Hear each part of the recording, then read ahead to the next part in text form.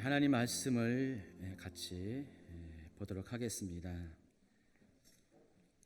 히브리서 11장 6절 말씀입니다. 히브리서 11장 6절 한 절 말씀입니다.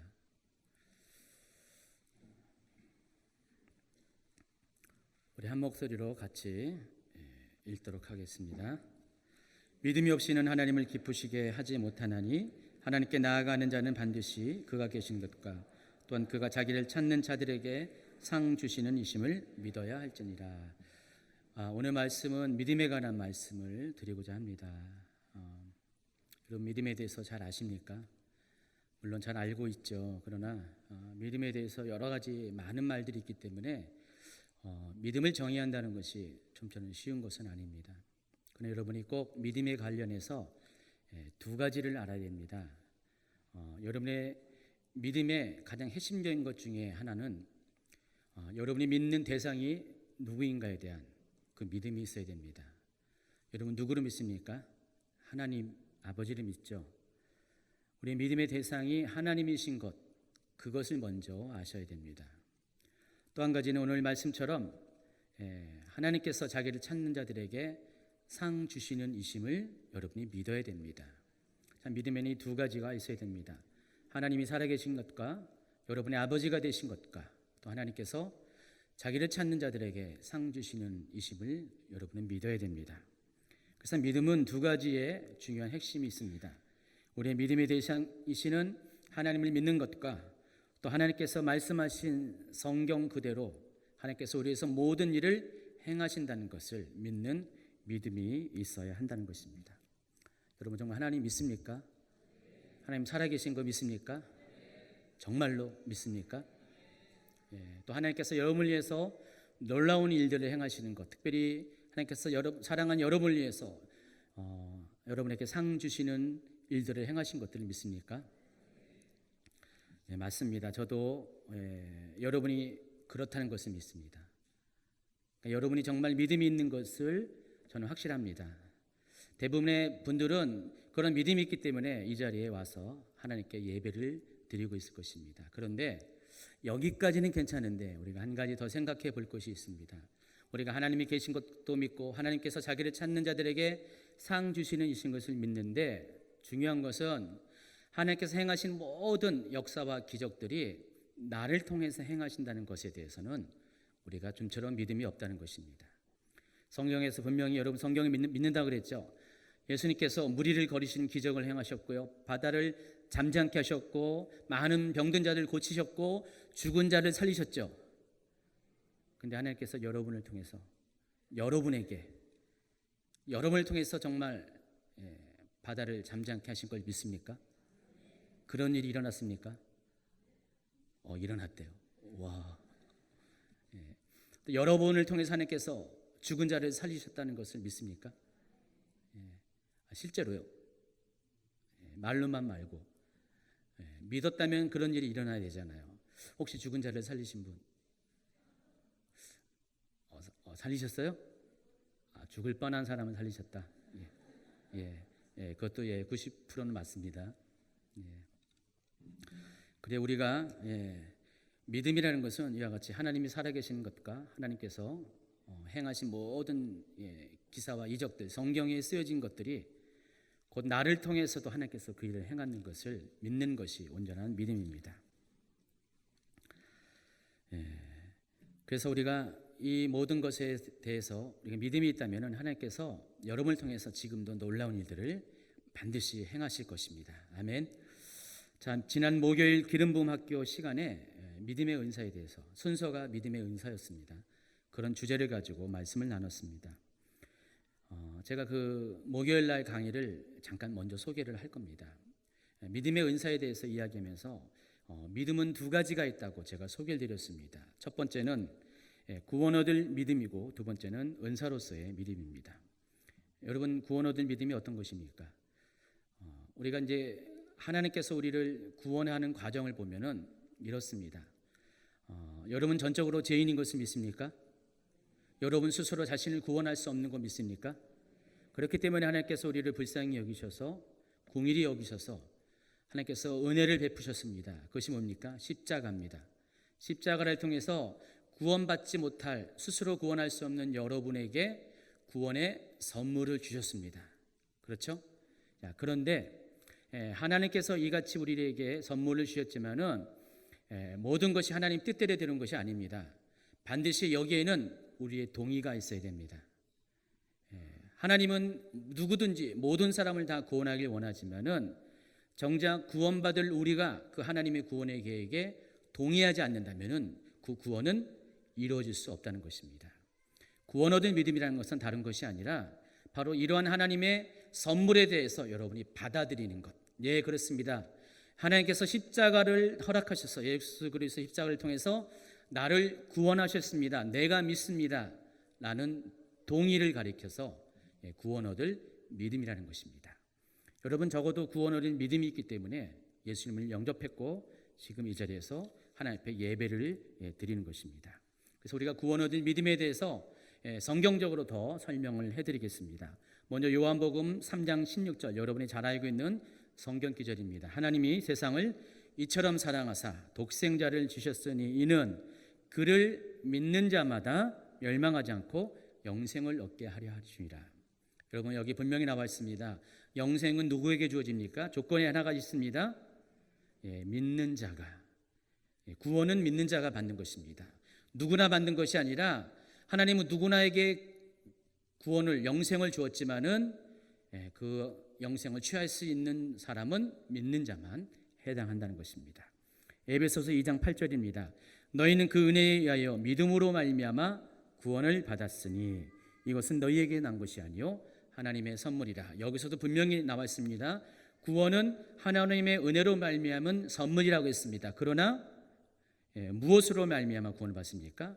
여러분의 믿음으로 말미암아 구원을 받습니다. 이번엔 히브리서 4장 2절입니다. 그들과 같이 우리도 복음 전함을 받은 자이나 그러나 들은 바 그 말씀이 그들에게 유익하지 못하는 것은 듣는 자가 믿음과 결부시키지 아니함이라. 여러분 우리에게 하나님께서 주신 이 구원이라는 선물이 굉장히 유익한 것인데 어떤 사람에게는 유익하지만은 어떤 사람에게는 아무런 유익이 없습니다. 왜 그렇습니까? 그 사람이 믿음과 결부해서 이 구원을 받지 못했기 때문에 그렇다는 것입니다. 그래서 히브리서 이 4장 2절을 다른 번역 킹제임스 성경으로 보면은 그러나 그들이 들은 말씀이 자기들에게 유익이 되지 못했던 것은 그 말씀을 믿음으로 받아들이지 않았기 때문이다. 이렇게 소개를 하고 있습니다. 여러분 구원은 여러분이 믿음으로 받아들일 때 구원이 완성이 되는 것입니다. 그러므로 구원에 있어서 믿음 얻을 구원, 구원받을 믿음, 이 구원 얻을 믿음은 굉장히 중요한 것이라는 것을 여러분이 아셔야 됩니다. 하나님은 여러분 모두가 구원받길 원합니다. 이것이 하나님의 뜻입니다. 구원은 하나님의 선물이고 하나님께서는 이 선물을 주시기에 앞서서 여러분에게 단 한 가지 요구하는데 바로 그것을 받아들이는 구원 얻을 믿음을 여러분에게 요구한다는 것입니다. 그래서 구원은 오직 믿는 자에게만 주어진다는 것을 명심하시기 바랍니다. 또 한 군데 읽어드리겠습니다. 이번엔 사도행전 14장 말씀입니다. 7절부터 읽어드리겠습니다. 거기서 복음을 전하니라. 루스드라에 발을 쓰지 못하는 한 사람이 앉아 있는데 나면서 걷지 못하게 되어 걸어본 적이 없는 자라. 바울이 말하는 것을 듣고는 바울이 주목하여 구원받을 만한 믿음이 그에게 있는 것을 보고 큰 소리를 이르되 내 발로 바로 일어서라 하니 그 사람이 일어나 걷는지라. 자, 사도 바울이 디모데의 고향인 루스드라를 방문해서 거기서 말씀을 전하고 많은 병든 자들을 고치고 있습니다. 자, 그때 사도 바울이 복음을 전하는 것을 한 사람이 주목하여 듣습니다. 그 사람은 나면서부터 걷지 못했던 안진병입니다. 자, 그런데 바울의 보기에 그 사람 마음속에 구원받을 만한 믿음이 있다는 것을 확신했습니다. 그래서 어떻게 했습니까? 일어서 걸으라고 명령했을 때 그 사람은 걷게 되었습니다. 기적이 일어나게 된 것입니다. 여러분 우리가 구원이라는 것은 우리 영혼의 구원도 당연한 구원이지만은 더불어서 우리가 여러 가지 구원에 관해서 이야기할 때 병든 곳으로부터 아픈 것으로부터 치유받는 것도 구원의 한 측면입니다. 자, 여기 있는 루스드라에 있는 나면서부터 걷지 못했던 사람은 바로 치유의 복음이 그에게 있어서 구원의 문제라는 것입니다. 자, 사도 바울이 복음을 전했을 때, 또 많은 병든 자를 고쳤을 때, 이 사람은 병든 자를 고치는 사도 바울의 사역을 보면서, 또 사도 바울의 메시지를 들으면서 마음속에 무엇이 꿈틀거렸습니다. 바로 믿음이 꿈틀거렸습니다. 자기도 구원받을 수 있다는 믿음, 자기도 병든 것이 고칠 수 있다는 믿음이 꿈틀거리기 시작했습니다. 사도 바울은 바로 이것을 캐치했어요. 그리고 믿음의 선포를 통해서 그에게 구원을 일으키게 했다는 것입니다. 기적을 일으키게 했다는 것입니다. 그래서 우리가 이 구원 얻을 믿음에는 몇 가지 중요한 것들이 있다는 것을 우리가 정리할 수가 있습니다. 첫 번째, 구원받기 위해서는, 구원 얻을 믿음에는 여러분에게 뭐가 필요합니까? 첫 번째, 하나님 말씀, 복음이 필요하다는 것입니다. 여러분이 복음이 있어야, 복음을 들어야지만 그것이 지식이 되어서 그것이 믿음의 시작을 일으키게 할 수 있다는 것입니다. 그래서 사도 바울은 예수 그리스도에 대한 복음은 물론이고 치유의 복음을 전했을 것입니다. 그리고 이 전한 이 사도 바울의 복음을 이 안진뱅이는, 나면서부터 걷지 못한 사람은 그것을 듣게 되었다는 것입니다. 두 번째는 이 사람에게는 바울의 복음을 들을 때 그것을 들음으로 인해서 나도 고침받을 수 있다는 바로 구원받을 믿음이 그에게는 있었다는 것입니다. 그리고 세 번째가 믿음의 선포여서 이 선포를 통해서 사도 바울은 놀라운 구원의 일들, 병을 고치는 기적을 행했다는 것입니다. 그래서 하나님은 여러분에게 이 세 가지 중에서 한 가지만은 요구합니다. 구원 얻을 믿음. 여러분께서 정말 하나님 말씀을 듣고 또 하나님께서 행하실 것을 믿는다면 그것을 믿을 수 있는 한 가지의 구원받을 믿음만 하나님께서 요구하고 그것만 있다면 나머지 것은 하나님께서 다 행하여 주신다는 것입니다. 여러분 그것이 있습니까? 여러분께서 하나님께서 여러분을 위해서 무엇이든 행하실 것인데, 놀라운 기적을 행하실 것인데, 하나님께서 여러분에게 한 가지만 요구하는데 하나님께서 그것을 행하실 것에 대한 믿음이 있다면 하나님은 지금도 구원은 물론이거니와 모든 놀라운 기적들을 여러분을 통해서 일으켜 주신다는 것입니다. 두 번째는 성령의 은사로서의 믿음에 대해서 소개를 해드리겠습니다. 성령의 은사로서의 믿음은 구원 얻을 믿음과 비교해서 뭐가 다르냐면은 믿음의 요소 중에 하나인 내 의지와는 상관이 없다라는 것입니다. 여러분 구원 얻을 믿음의 핵심은 내 의지잖아요. 내 확신, 내가 결정하는 거잖아요. 내가 선택하는 거잖아요. 내가 동의하는 거잖아요. 그런데 은사로서의 믿음은 내 의지와는 상관없이 하나님께서 성령님을 통해서 여러분에게 믿을 수 있는 믿는 마음을 불러일으켜 주신다는 것입니다. 이것이 은사예요. 선물이라는 것입니다. 아무런 대가도 없어요. 여러분의 공로와는 상관없이 그냥 하나님께서 성령님을 통해서 여러분에게 믿음을 집어넣어 주시면은 갑자기 믿어지는 것이에요. 콩으로 매주를 씻는 것은 당연히 믿죠. 근데 팥으로 매주를 씻는다 해도 믿는 믿음이 생겨나게 된다는 것입니다. 그래서 믿음의 은사는 내 머리와는 상관이 없습니다. 내 이성과는 상관이 없습니다. 어느 정도 믿음의 그 구원 얻을 믿음은 내 이성이 작용을 해야 됩니다. 내 머리가 작용해서 내가 봐서 정말 그것이 합리적이라고 생각할 때 내 의지가 작동해서 동의를 하는 것입니다. 그게 믿음입니다. 그러나 이 은사로서의 믿음은 내 의지와는 상관없습니다. 오히려 내 감정과 상관이 있습니다. 하나님께서 내 감정 가운데 믿어지게 하는 마음을 솟아오르게 한다는 것입니다. 그렇게 되면은 이 믿음의 은사를 받으면은 여러분 안에 있는 모든 의심이 사라집니다. 염려가 사라지고 무조건 믿어지게 됩니다. 그래서 이 믿음의 은사는 초자연적으로 하나님께서 여러분에게 주는 그런 구원의 선물이라는 것입니다. 자, 이 두 가지 믿음과 더불어서 오늘 또 한 가지 믿음에 대해서 여러분에게 소개를 해드릴 것입니다. 오늘 주제에 해당하는 것입니다. 세 번째 소개해드릴 믿음은 바로 하나님 관계 안에서 하나님을 신뢰하는 믿음입니다. 여러분 구원 얻은 믿음은 구원의 초기 단계에서 여러분이 필요합니다.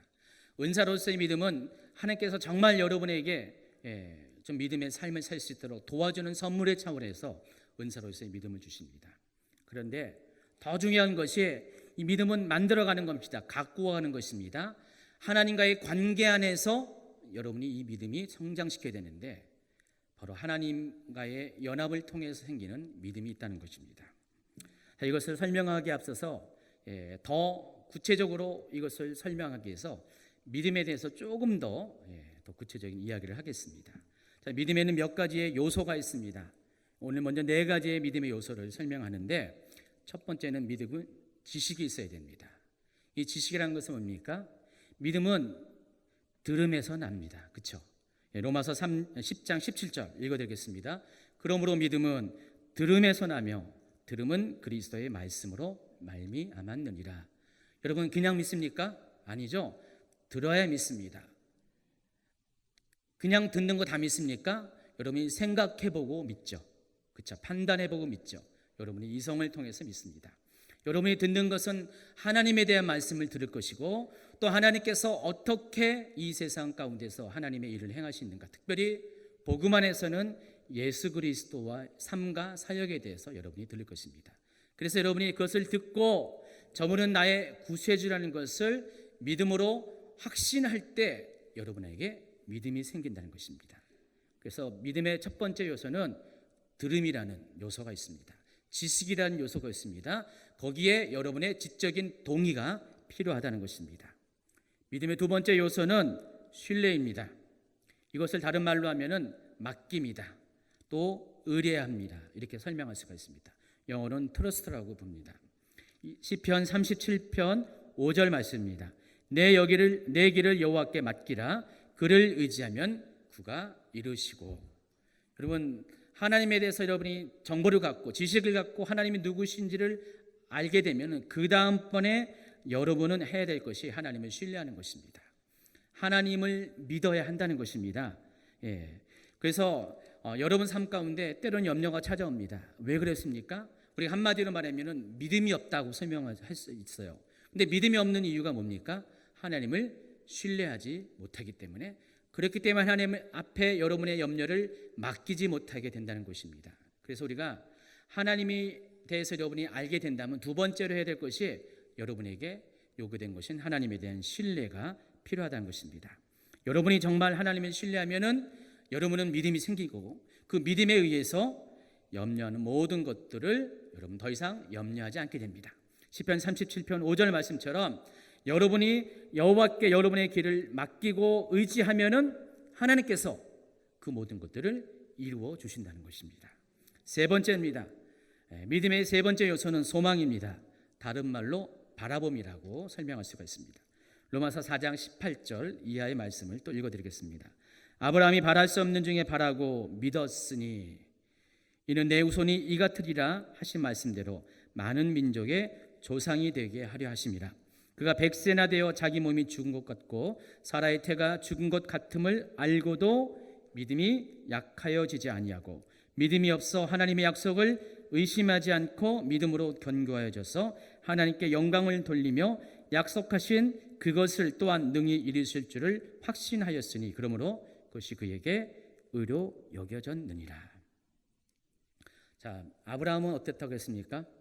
바랄 수 없는 가운데 바랐다고 그랬습니다. 바랄 수 없는 상황이 뭐였습니까? 그가 99세 됐는데 이미 누구를 자식을 낳을 수 있는 상황이 아니었어요. 이미 노인이었습니다. 번식할 능력이 없습니다. 근데 그럼에도 불구하고 아브라함은 어떻게 했습니까? 바랬습니다. 왜 바랄 수 있을까요? 하나님의 약속이 있었기 때문에. 하나님의 약속이 있었기 때문에 아브라함은 그것을 포기하지 않고 소망을 가지고 하나님의 약속이 이루어질 것을 믿었다는 것입니다. 하나님은 그것을 믿음으로 여겼다는 것입니다. 그래서 약속하신 그것이 마침내 결과적으로 이루어졌습니다. 그래서 이 믿음은 이와 같이 처음에는 첫 번째 요소가, 믿음의 첫 번째 요소가 하나님을 알아야 되고, 두 번째가 하나님을 신뢰해야 되고, 세 번째가 하나님을 바라야 된다. 소망을 가져야 된다. 이런 믿음은 이런 요소가 있는데 실은 믿음을 갖게 되는 단계와 이것이 같은 이야기가 된다는 것입니다. 아브라함은요 75세에 하나님을 만났어요. 하나님을 만났을 때 그는 아직은 하나님을 몰랐었지만은 75세에 만난 하나님을 통해서 하나님이 어떤 분이라는 것을 처음으로 깨닫게 되었다는 것입니다. 그러니까 그 당시의 사람들이 하나님은 잘 몰랐어요. 하나님이 이름이 여호와라는 것도 몰랐어요. 그렇지만은 모세는 하나님이 자신을 계시하셨을 때 하나님이 어떤 분인 것을 알았고 그때부터 믿음이 시작됐다는 것입니다. 점점 시간이 흘렀습니다. 24년의 시간이 흘렀고 하나님은 다시 나타나서 모세에게 아브라함에게 내 씨로 말미암아 75세 때 약속하신 그대로 내 씨로 말미암아 민족을 이룰 것이라고 또다시 약속하셨고 이번에는 구체적으로 1년 뒤에 아들을 낳을 것에 대해서 말씀하셨습니다. 자, 아브라함은 하나님을 알았고 하나님의 계획을 알았고 두 번째는 하나님을 신뢰했습니다. 그리고 바랄 수 없는 소망이 없는 상황 가운데 하나님께서 말씀하셨기 때문에 하나님을 신뢰했기 때문에 그는 믿음으로 그 모든 것들을 소망할 수 있었다는 것입니다. 자, 네 번째입니다. 믿음의 네 번째 요소, 또 믿음의 네 번째 단계, 그것은 순종입니다. 이 순종은 다른 말로 믿음의 행위라고 말할 수가 있습니다. 계속해서 아브라함에 관한 이야기를 할 겁니다. 히브리서 11장 17절 말씀입니다. 아브라함은 시험을 받을 때 믿음으로 이삭을 드렸으니 그는 약속들을 받은 자로 돼 그 외아들을 드렸느니라. 그에게 이미 말씀하시기를 내 자손이라 칭할 자는 이삭으로 말미암으니라 하셨으니 그가 하나님이 능히 이삭을 죽은 자 가운데서 다시 살리실 줄을 생각한지라. 비유컨대 그를 죽은 자 가운데서 도로 받은 것이니라. 자, 아브라함의 믿음의 네 번째 단계, 하나님께서 약속하셨고 이루셨습니다. 그런데 하나님께서 그 아들을 내어주라고 이야기하셨을 때 아브라함은 어떻게 했습니까? 믿음으로 순종했습니다. 하나님은 그것을 믿음으로 간주하셨습니다. 그를 의로 여기셨다고 했습니다. 자, 아브라함이 여기서 반응했던 그 믿음은 바로 순종의 믿음, 믿음의 행위라는 것입니다. 여러분, 믿음이라는 것은 믿음의 행위는 그냥 나오는 것이 아닙니다. 이런 과정을 통해서 나오는 것입니다. 아브라함이 왜 이렇게 어처구니 없는 하나님의 그런 명령에 순종할 수 있을까? 맹신도여서 그랬을까요? 아닙니다. 그는 맹목적인 신앙을 가진 자라서 그런 것이 아니라 하나님이 누구인지를 알았다는 것, 또 하나님의 행하신 것도 알았고 하나님에 대한 약속도 알았고 그랬기 때문에 하나님을 신뢰했고 또 그랬기 때문에 하나님을 바라봤고 하나님이 바라본 그대로 하나님의 약속을 성취했던 그것을 아브라함은 포기할 수가 없었다는 것입니다. 그래서 혹 하나님이 이 아들을 주기라 할지라도 하나님은 반드시 이 아이를 다시 살릴 것을 믿었어요. 왜냐하면 하나님께서 이 아이를 통해서 후손을 하늘의 별과 같이 바다의 모래와 같이 번창하게 할 것이라고 약속을 하셨기 때문에 아브라함은 이렇게 이 믿음을 가지고 믿음의 순종 행위를 할 수 있었다는 것입니다. 그래서 이 믿음의 네 번째 단계는, 네 번째 요소는 이렇게 믿음의 순종이라는 것입니다. 야고보 사도는요, 믿음에 대해서 이렇게 설명합니다. 야고보 2장 21절입니다. 우리 조상 아브라함이 그 아들 이삭을 제단에 바칠 때 행함으로 의롭다 하심을 받은 것이 아니냐. 내가 보거니와 믿음이 그의 행함과 함께 일하고 행함으로 믿음이 온전하게 되었느니라. 이에 성경에 이른바 아브라함이 하나님을 믿으니 이것을 의로 여기셨다는 말씀이 이루어졌고 그는 하나님의 벗이라 칭함을 받았나니 이로보건대 사람이 행함으로 의롭다 하심을 받고 믿음으로만은 아니니라. 계속해서 믿음과 관련해서 아브라함을 소개를 하고 있습니다. 사도 바울도 믿음에 대해서 아브라함의 예를 들었고 또 야고보 사도도 믿음에 대해서 아브라함의 이야기를 들었습니다. 자, 이로보건대 아브라함은 믿음에 있어서 우리에게 샘플이에요. 우리가 알고 있는 믿음의 모든 단계들을 다 경험한 사람이란 것입니다. 하나님을 아는 지식의 단계, 또 하나님에 대한 신뢰의 단계, 소망의 단계, 그리고 순종의 네 번째 단계까지 아브라함은 다 우리에게 샘플이 되기 위해서 그의 삶을 통해서 다 겪어낸 사람이라는 것입니다. 그래서 믿음은 결론이 있습니다. 우리의 믿음은 어떨 때 완성이 되냐? 우리가 믿는 그대로 신뢰하고 또 믿는 그대로 바라보고 믿은 그대로 우리가 순종을 할 때, 믿음의 행위를 할 때 믿음은 완성이 된다는 것입니다. 여러분, 처음 믿는 그 믿음, 초보적인 믿음으로 끝나는 것이 아닙니다. 믿음은 계속해서 완성의 과정을 겪어야 한다는 것입니다.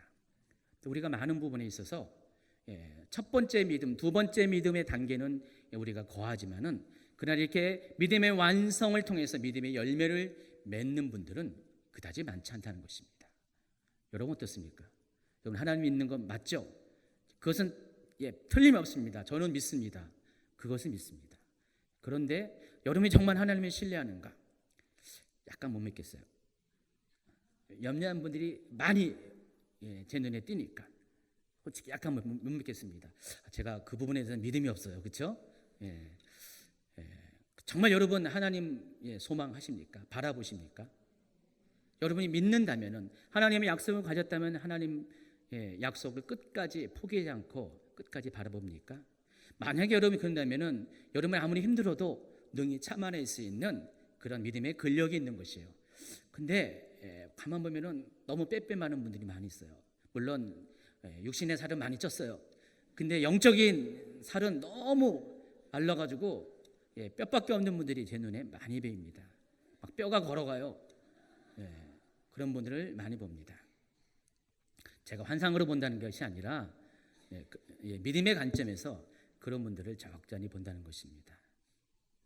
더군다나 이렇게 믿음의 순종을 요구할 때 그렇게 반응하는 분들이 과연 몇이나 될까? 여러분 이 아브라함이 여러분의 이야기가 돼야 돼요. 여러분이 아브라함이 돼야 되는데 여러분 정말 아브라함의 발뒤꿈치를 쫓아올 수도 없는 분들이 너무나 많습니다. 저 또한 마찬가지입니다. 정말 우리의 믿음의 현실이 그렇다는 것입니다. 믿음은 갖고 있어도 믿음의 순종까지 나아가는 분들이 저는 우리 가운데 많이 적다는 것입니다. 자, 믿음은 중요한 것은 믿음의 열매는 언제 맺어지냐? 이 모든 요소들이 이 과정들이 단계들이 다 완성되어질 때, 충족되어질 때 믿음은 열매를 맺게 된다는 것입니다. 여러분이 정말 믿음으로 기도하면은 다 이루어질 수 있습니다. 믿음으로 어떤 것을 행할 때는 기적들이 다 일어났습니다. 정말 죽은 자도 여러분 믿음대로 살릴 수가 있는데 그렇게 하기 위해서는 이 네 번째 단계의 믿음까지 여러분이 나아가야 된다는 것입니다. 오늘 본문에 속해 있는 히브리서 11장에는요 수많은 믿음의 선진들이 소개를 하고 있습니다. 자, 그들의 공통점은 첫 번째는 구약의 사람들이라는 것입니다. 이 말이 의미하는 게 무엇입니까? 예수님을 아직 알지 못한 사람이라는 것입니다. 그러니까 예수님 이전에 살았던 사람들입니다. 그러나 그럼에도 불구하고 그들은 믿음의 선진이라고 성경을 통해서 칭송을 받는, 인정을 받는 그런 사람들이라는 것입니다. 왜 그들이 믿음의 사람이라고 성경은 그렇게 말합니까? 여지껏 제가 설명한 네 가지의 믿음의 요소, 첫 번째 지식, 두 번째 신뢰, 세 번째 소망, 네 번째 순종, 이 네 가지의 요소들을 다 갖고 있는 사람이라는 것입니다. 이들은 아직 예수님에 대해서 몰라요. 아직 성령님을 경험한 사람도 아닙니다. 아직 구원 얻은 믿음과 은사로서의 믿음도 경험하지 못한 사람입니다. 그러나 이들에게는 이 네 가지의 믿음의 요소가 다 있다는 것입니다. 이 네 가지의 믿음의 단계를 다 겪어낸 사람이라는 것입니다. 오늘 성경 말씀, 본문 말씀 다시 한번 읽도록 하겠습니다. 믿음이 없이는 하나님을 기쁘시게 하지 못하나니 하나님께 나아가는 자는 반드시 그가 계신 것과 또한 그가 자기를 찾는 자들에게 상 주시는 이심을 믿어야 할지니라. 히브리서 11장에 있는 소개된 모든 믿음의 선진들의 특징은 바로 이런 사람이라는 것입니다. 하나님을 믿음을 통해서 기쁘게 하셨는데 그들은 하나님이 계신 것을 확실히 믿었던 사람이고 또 그가 자기를 찾는 자들에게 상 주시는 이심을 믿었던 사람이라는 것입니다. 그래서 믿음이 없으면은 하나님을 기쁘시게 못한다니, 이 말을 다른 말로 표현하면은 이 네 가지의 믿음의 요소가 없으면은 하나님을 기쁘게 하지 못한다 그랬습니다. 이분들은 하나님을 기쁘게 한 사람들이에요. 이 모든 네 가지의 믿음의 단계들을 다 겪어낸 사람이라는 것입니다. 그래서 하나님은 여러분에게 여러분 또한 하나님을 기쁘게 하실 수 있어요. 그래서 여러분에게 요구하는 것이 이 믿음의 선진처럼 하나님을 아는 지식으로 충만하시기 바랍니다. 또 하나님을 신뢰하세요. 염려하지 마시고 신뢰하시고 또 하나님 앞에 소망으로 하나님의 때를 기다리는 자가 되기 바랍니다. 그리고 하나님이 여러분에게 명령하실 때 믿음으로 순종하는 여러분이 되시기 바랍니다. 그런 자에게 하나님은 믿음의 열매를 허락하실 것입니다. 자, 그런데 여기까지 얘기하면은 다 알죠. 다 고개를 끄덕이는데 왠가 부담이 찾아옵니다. 목사님 아는데요, 제가 과연 그렇게 살 수 있냐고요. 그게 문제죠. 저도 그래서 오랫동안 이 믿음에 관련해서 좀 씨름을 해봤죠. 많은 시간 동안에 믿음의 사람들을 보아왔습니다. 정말 내노라는 믿음의 그런 일꾼들을 많이 보았습니다. 어떤 사람들은요, 믿습니다 하면 다 믿음대로 되어져요. 여러분, 그런 시대, 그런 믿음의 시대에 한번 살아보셨죠? 근데 가면 갈수록, 시간이 가면 갈수록 믿습니다 외쳐도 안 믿어지고 믿음대로 되지 않는 분들이, 상황들이 너무나 많습니다. 히브리서 11장에 소개된 이 믿음의 사람들은 수많은 그 시대에 살았던 수많은 사람들 중에서 겨우 소수에 불과합니다. 하나님은 믿음을 모든 사람에게 주셨는데, 구원이 모든 사람에게 주신 선물인데, 또 믿음 또한 우리에게 주신 선물인데, 어떻게 그 많은 사람들 중에서 겨우 소수의 사람들만이 믿음의 사람이라고 인정함을 받았는가? 왜 작은 자만이 그들의 삶 가운데 믿음의 열매들이 나타나는가? 이것에 대해서 저는 퀘스천이 있습니다. 불편함이 있다는 것입니다. 과연 이것이 하나님의 뜻인가? 하나님은 모든 사람이 구원받기를 원하는 것이 하나님의 뜻이고 하나님의 성품이고 속성이신데, 또 믿음 또한 마찬가지여야 되지 않는가? 그런데 왜 믿음의 사람들은 왜 이렇게 적습니까? 왜 우리 가운데는 믿음이 아닌 불신의 삶이 더 많습니까? 자, 그래서 저는 이 부분에 대해서 생각을 해봤습니다. 무엇이 문제인가에 대해서, 왜 우리가 믿음의 삶을 살지 못하는 것에 대해서 생각을 해봤습니다. 그러면서 한 가지 결론을 내렸습니다. 그래서 한 가지 더 믿음의 요소를 추가하고자 합니다. 사도 야고보는 순종이, 믿음의 행위가 믿음의 완성이라고 소개하지만은 거기에 한 가지 더 추가하고 싶은 것이 있습니다. 우리가 정말로 믿음의 삶을 살기 위해서는, 모든 사람이 믿음의 삶을 살기 위해서는 우리에게 꼭 필요한 것이 한 가지 있는데, 하나님과의 연합이라는 것입니다. 그리스도와의 연합. 우리는 그리스도와의 연합을 통해서 믿음을 정말로 완성시킬 뿐더러 믿음을 보편화할 수 있게 된다는 것입니다. 이것을 잘 설명하기 위해서 요한복음 15장 말씀을 읽어드리겠습니다. 요한복음 15장 1절입니다. 나는 참 포도나무요 내 아버지는 농부라. 물은 내게 붙어 있어 열매를 맺지 아니하는 가지는 아버지께서 그것을 제거해 버리시고, 물은 열매를 맺는 가지는 더 열매를 맺게 하려 하여 그것을 깨끗하게 하시느니라. 너희는 내가 일러준 말로 이미 깨끗하여졌으니 내 안에 거하라. 나도 너희 안에 거하리라. 가지가 포도나무에 붙어 있지 아니하면 스스로 열매를 맺을 수 없음같이 너희도 내 안에 있지 아니하면 그러하리라. 5절 같이 읽겠습니다. 나는 포도나무요 너희는 가지라. 그가 내 안에 내가 그 안에 거하면 사람이 열매를 많이 맺나니 나를 떠나서는 너희가 아무것도 할 수 없습니다. 자, 믿음의 놀라운 비밀이 여기에 있습니다. 예수님은 자신을 가리켜서 포도나무라 하셨고, 또 하나님 아버지를 가리켜서 포도원의 주인인 농부라고 했습니다. 그리고 우리를 가리켜서 뭐라고 했습니까? 포도나무 붙어있는 가지라고 그랬습니다. 자, 열매를 맺는 한 가지 조건은 다른 것이 아니라 가지가 포도나무에 붙어있을 때 열매를 맺게 된다는 것입니다. 가지인 여러분이 예수님 앞에 붙어있을 때, 예수님 안에 여러분이 거할 때 여러분은 많은 열매를 맺을 수 있는데, 그것이 곧 믿음의 열매를 말하는 것입니다. 여러분, 믿음이 없는 것은 다른 것이 아니라 여러분이 예수님과 친하지 못하기 때문에 믿음이 없는 것이에요. 예수님 안에 여러분이 거하지 않기 때문에, 또 예수님께서 여러분 안에 거하지 않으시기 때문에 여러분은 예수님을 신뢰할 수가 없다는 것입니다. 만약에 여러분이 예수님 안에 거하는 삶을 살게 되면요, 예수님과의 친밀한 삶을 살게 된다면은 정말 그분의 말씀이 내 안에 있고, 또 내 모든 삶의 그런 자리들이 주님 안에 펼쳐지게 되면은 우리는 자동적으로 예수님을 믿을 수밖에 없고, 예수님이 무슨 말씀하신 것에 대해서 순종할 수밖에 없다는 것입니다. 그럼 우리가 예수님 앞에 좀 떨어져 있으면 어떻게 됩니까? 의심할 수밖에 없어요. 신뢰할 수가 없다는 것입니다. 그래서 믿음의 가장 쉬운 길은 다른 것이 아닙니다. 지금까지 했던 믿음의 네 가지 요소들, 그런 믿음의 과정들, 이것은 구약의 성도들이 아주 어렵고 힘들게 겨우겨우 믿음의 과정을 거치면서 겪어온 그런 길입니다. 그러나 하나님은 우리에게 그런 길을 허락하신 것이 아닙니다. 예수님을 통해서 보다 쉬운 길을 허락하셨는데, 구약의 성도들은 경험하지 못했던 바로 그 길, 새 길, 그것은 예수님 안에 우리가 거할 수 있는 길을 허락하셨다는 것입니다. 여러분에겐 그러한 특권이 있는 것이에요. 그래서 히브리서 11장은 마감하면서 우리에게 그러한 특권에 대해서 우리에게 설명을 하는 것입니다. 우리는 누굽니까? 약속을 받은 자라는 것입니다.